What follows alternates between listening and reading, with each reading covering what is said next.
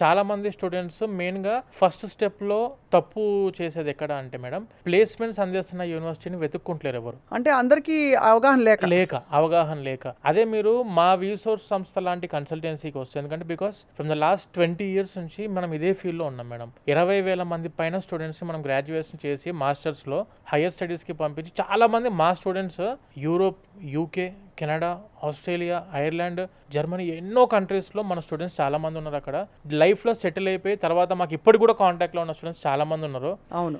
మా కన్సల్టెన్సీ మెయిన్గా మేము ఫోకస్ చేసేది దేని మీద అంటే మేడం, ప్లేస్మెంట్స్ అందిస్తున్న యూనివర్సిటీలో అప్లికేషన్ ఫస్ట్ ప్రియారిటీ. కరెక్ట్.